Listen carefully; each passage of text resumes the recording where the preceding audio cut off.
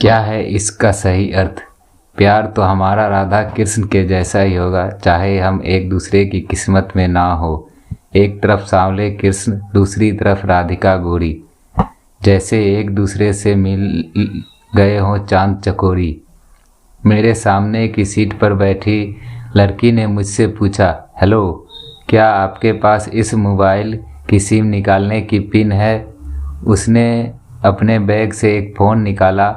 वह नया SIM card उसमें डालना चाहती थी, लेकिन सिम स्लॉट खोलने के लिए पिन की ज़रूरत पड़ती है, जो उसके पास नहीं थी। मैंने हाँ में गर्दन हिलाई और अपने क्रॉस बैग से पिन निकालकर लड़की को दे दी। लड़की ने थैंक्स कहते हुए पिन ले ली और सिम डालकर पिन मुझे वापस कर दी। थोड़ी देर बाद वो फिर से इधर उधर ताकने लगी। मुझसे रहा नहीं गया। मैंने पूछ लिया, कोई परेशानी? तो वो बोली, सिम स्टार्ट नहीं हो रही। मैंने मोबाइल मांगा, उसने दिया। मैंने उसे कहा कि सिम अभी एक्टिवेट नहीं हुई है, थोड़ी देर में हो जाएगी। एक्टिवेट होने के बाद आईडी वेरिफिकेशन होगा, उसके बाद आप इसे इस्तेमाल कर सकेंगी। लड़की ने पूछा, आईडी वेरिफिकेशन क्यों? मैंने कहा, आजकल सिम वेरिफिकेशन के बाद एक्टिव होती है। जिस नाम से ये सिम उठाई गई है उसका ब्यौरा पूछा जाएगा, बता देना। लड़की बुदबुदाई। ओह, मैंने दिलासा देते हुए कहा, इसमें कोई परेशानी की बात नहीं। वो अपने एक हाथ से दूसरा हाथ दबाती रही, मानो किसी परेशानी में हो। मैंने फिर विनम्रता से कहा, आपको कहीं कॉल करना हो तो मेरा मोबाइल इस्तेमाल कर लीजिए। लड़की ने कहा, जी फिलहाल नहीं थैंक्स, लेकिन ये सिम किस नाम से खरीदी गई है मुझे नहीं पता। मैंने कहा, एक बार एक्टिव होने दीजिए, जिसने आपको सिम दी है उसी के नाम की होगी। उसने कहा, ओके, कोशिश करते हैं। मैंने पूछा, आपका स्टेशन कहाँ है? लड़की ने कहा, दिल्ली। और आप? लड़की ने मुझसे पूछा। मैंने कहा, दिल्ली ही जा रहा हूँ, एक दिन का काम है। आप दिल्ली में रहती हैं या? लड़की बोली, नहीं नहीं, दिल्ली में कोई काम नहीं, ना ही मेरा घर है वहाँ तो। मैंने उत्सुकतावश पूछा। वो बोली, दरअसल ये दूसरी ट्रेन है जिसमें आज मैं हूँ, और दिल्ली से तीसरी गाड़ी पकड़नी है, फिर हमेशा के लिए आज़ाद। आज़ाद लेकिन किस तरह की कैद से? मुझे फिर जिज्ञासा हुई, किस कैद में थी ये कमसिन अल्हड़ सी लड़की? लड़की बोली, उसी कैद में थी जिसमें हर लड़की होती है, जहाँ घर वाले कहें शादी कर लो, जब चाहे जैसा कहें वैसा करो। मैं घर से भाग चुकी हूँ। मुझे ताज्जुब हुआ, मगर अपने ताज्जुब को छुपाते हुए मैंने हंसते हुए पूछा, अकेली भाग रही हैं आप? आपके साथ कोई नज़र नहीं आ रहा? वो बोली, अकेली नहीं, साथ में है कोई ना कौन। मेरे प्रश्न ख़त्म नहीं हो रहे थे। दिल्ली से एक और ट्रेन पकड़ूंगी, फिर अगले स्टेशन पर वो जनाब मिलेंगे और उसके बाद हम किसी को नहीं मिलेंगे। ओह, तो ये प्यार का मामला है? उसने कहा, जी। मैंने उसे बताया कि मैंने भी लव मैरिज की है। यह बात सुनकर वह खुश हुई, बोली, वाह, कैसे, कब? लव मैरिज की बात सुनकर वो मुझसे बात करने में रुचि लेने लगी। मैंने कहा, कब, कैसे, कहाँ? वो बाद में बताऊंगा, पहले आप बताओ, आपके घर में कौन कौन है? उसने होशियारी बरतते हुए कहा, वो मैं आपको क्यों बताऊं? मेरे घर में कोई भी हो सकता है, मेरे पापा, माँ, भाई, बहन, या हो सकते हैं भाई ना हो, सिर्फ बहनें हो, या ये भी हो सकता है कि बहनें ना हो, दो चार गुस्सा करने वाले बड़े भाई हो। मतलब मैं आपका नाम भी नहीं पूछ सकता? मैंने काउंटर मारा। वो बोली, कुछ भी नाम हो सकता है मेरा, टीना, मीना, रीना, कुछ भी। बहुत बातूनी लड़की थी वो। थोड़ी देर इधर उधर की बातें करने के बाद उसने मुझे टॉफ़ी दी, जैसे छोटे बच्चे देते हैं क्लास में। आज मेरा बर्थडे है। मैंने उसकी हथेली से टॉफ़ी उठाते बधाई दी और पूछा, कितनी साल की हुई हो? वो बोली, 18। मतलब भागकर शादी करने की कानूनी उम्र हो गई आपकी? वो हंसी। कुछ ही देर में काफ़ी फ्रैंक हो चुके थे हम दोनों, जैसे बहुत पहले से जानते हो एक दूसरे को। मैंने उसे बताया कि मेरी उम्र 35 साल की है, यानी 17 साल बड़ा हूँ। उसने चुटकी लेते हुए कहा, लग तो नहीं रहे हो। मैं मुस्कुरा दिया। मैंने उससे पूछा, तुम घर से भागकर आई हो? तुम्हारे चेहरे पर चिंता की निशान जरा भी नहीं। इतनी बेफिक्री मैंने पहली बार देखी। खुद की तारीफ सुनकर वो खुश हुई। बोली, मुझे उन जनाब ने, मेरे लवर ने पहले से ही समझा दिया था कि जब घर से निकलो तो बिल्कुल बिंदास रहना। घर वाले के बारे में बिल्कुल मत सोचना, बिल्कुल अपना मूड खराब मत करना। सिर्फ मेरे और हम दोनों के बारे में सोचना, और मैं वही कर रही हूँ। मैंने फिर चुटकी ली। कहा, उसने तुम्हें मुझ जैसे अनजान मुसाफिर से दूर रहने की सलाह नहीं दी? उसने हंसकर जवाब दिया, नहीं, शायद वो भूल गया हो ये बताना। मैंने उसके प्रेमी की तारीफ हुई। कहा, वैसे तुम्हारा बॉयफ्रेंड काफ़ी टैलेंटेड है। उसने किस तरह से तुम्हें अकेले घर से रवाना किया, नई सिम और मोबाइल दी, 3 ट्रेन बदलवाई ताकि कोई ट्रैक ना कर सके। Very talented.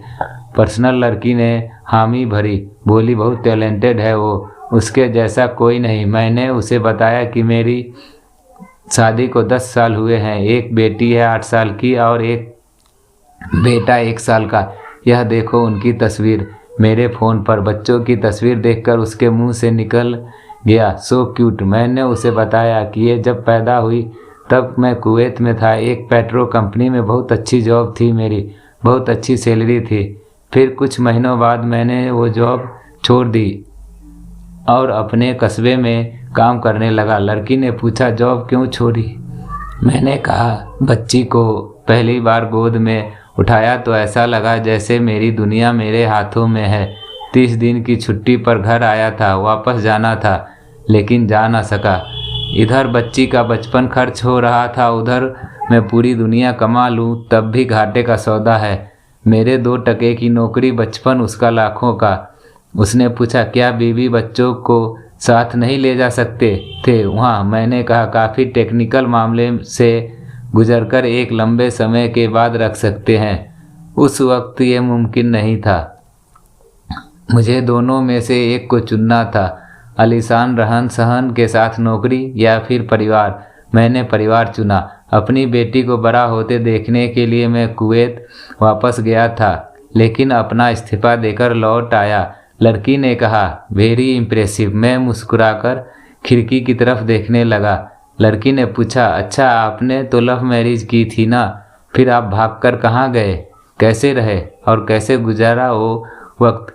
उसके हर सवाल और हर बात में मुझे महसूस हो रहा था कि यह लड़की लड़कपन के शिखर पर है, बिल्कुल नासमझ और मासूम छोटी बहन सी।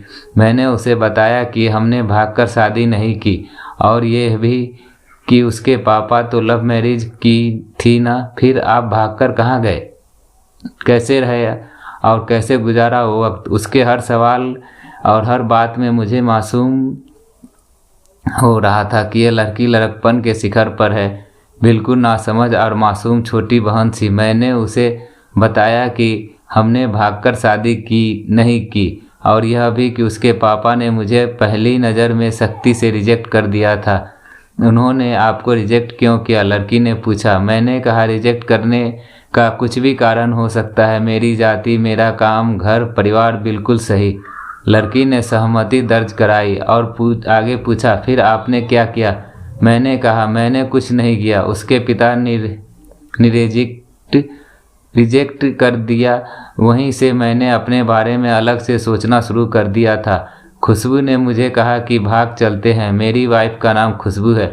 मैंने 2 टुक मना कर दिया। वो 2 दिन तक लगातार जोर देती रही कि भाग चलते हैं। मैं मना करता रहा। मैंने उसे समझाया कि भागने वाले जोरों में लड़के की इज्जत पर कोई खास फर्क नहीं पड़ता, जबकि लड़की के पूरे कुल की इज्जत धुल जाती है। भागने वाला लड़का उसके दोस्तों में हीरो माना जाता है, लेकिन इसके विपरीत जो लड़की प्रेमी संग भाग रही है वह उल्टा कहलाती है। मोहल्ले के लड़के उसे चालू कहते हैं। बुराइयों के तमाम शब्द को उस लड़की के लिए इस्तेमाल किए जाते हैं। भागने वाली लड़की आगे चलकर 60 साल की वृद्धा भी हो जाएगी, तब भी जवानी में किए उस कांड का कलंक उसके माथे पर से नहीं मिटता। मैं मानता हूँ कि लड़का लड़की को तौलने का यह दोहरा मापदंड गलत है, लेकिन हमारे समाज में है तो यही नज़रिया गलत है, मगर सामाजिक नज़रिया यही है। वो अपने नीचे का होठ दांतों तले पीसने लगी। उसने पानी की बोतल का ढक्कन खोलकर एक घूंट पिया। मैंने कहा, अगर मैं उस दिन उसे भगा ले जाता तो उसकी माँ तो शायद कई दिनों तक पानी भी न पी पाती। इसलिए मेरी हिम्मत ना हुई कि ऐसा काम करूं। मैं जिससे प्रेम करूं उसके माँ बाप मेरे माँ बाप के समान ही है, चाहे शादी ना हो तो ना हो। कुछ पल के लिए वो सोच में पड़ गई, लेकिन मेरे बारे में और अधिक जानना चाहती थी। उसने पूछा, फिर आपकी शादी कैसे हुई? मैंने बताया कि खुशबू की सगाई कहीं और कर दी गई थी। धीरे धीरे सब कुछ नॉर्मल होने लगा था।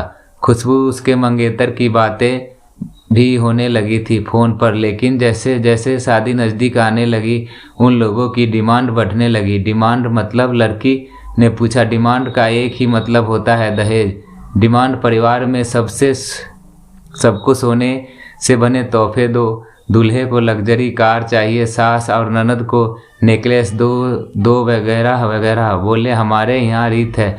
लड़का भी इस रीत की अदियागी का पक्षधर था। वो सगाई में मैंने तुड़वा डाली, इसलिए नहीं कि सिर्फ मेरी शादी उससे हो जाए, बल्कि ऐसे लालची लोगों में खुशबू कभी खुश नहीं रह सकती थी, न उसका परिवार। फिर किसी तरह घर वालों को समझा बुझा कर फ्रंट पर आ गया और हमारी शादी हो गई।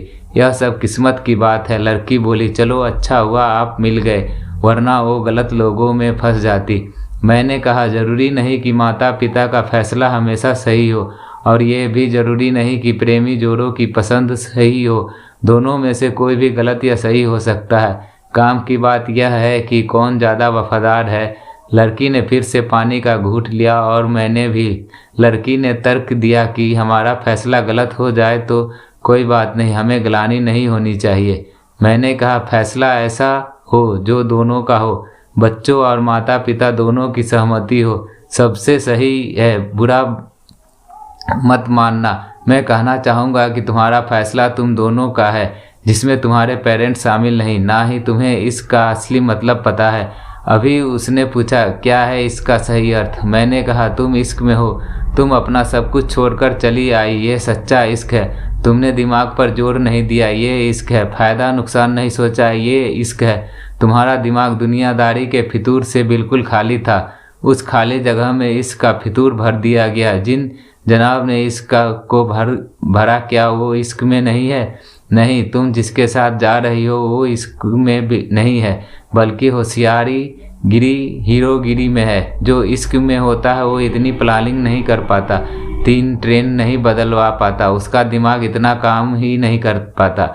कोई कहे मैं आशिक हूँ और वो सातिर भी हो, यह नामुमकिन है। मजनू इश्क में पागल हो गया था। लोग पत्थर मारते थे उसे, इश्क में इसकी पहचान तक मिट गई। उसे दुनिया मजनू के नाम से जानने लगी, जबकि उसका असली नाम कैस था, जो नहीं इस्तेमाल किया जाता। वो सातिर होता तो कैसे मजनू न बन पाता।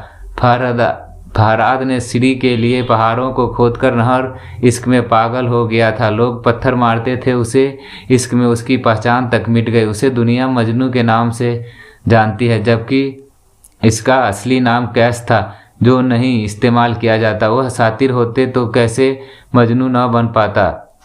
फहराद ने सीढ़ी के लिए पहाड़ों को खोदकर नहर निकाल डाली और उसी नहर में उसका लहू बहा था। वो इश्क था। इश्क में कोई फकीर हो गया, कोई जोगी हो गया, किसी ने माझी पहाड़ तोड़कर रास्ता निकाल लिया, किसी ने अतिरिक्त दिमाग नहीं लगाया, चालाकी नहीं की। लालच, हवस और हासिल करने का नाम इश्क नहीं है। इश्क समर्पण करने को कहते हैं, जिसमें इंसान सबसे पहले खुद का समर्पण करता है, जैसे तुमने किया। लेकिन तुम्हारा समर्पण हासिल करने के लिए, यानी तुम्हारे इश्क में लालच की मिलावट हो गई। लड़की अचानक खो सी गई। उसकी खिलखिलाहट और हंसी एकदम से खामोश में बदल गई। मुझे लगता है कुछ ज़्यादा बोल गया, फिर भी मैंने जरा जारी रखा। मैंने कहा, तुम्हारे पापा तुमसे सच्चा प्यार करते हैं। दोस्तों, यह कहानी अगर आपको अच्छी लगी, वीडियो को पूरा देखने के लिए धन्यवाद। चैनल को सब्सक्राइब करें और लाइक करें, कमेंट करें।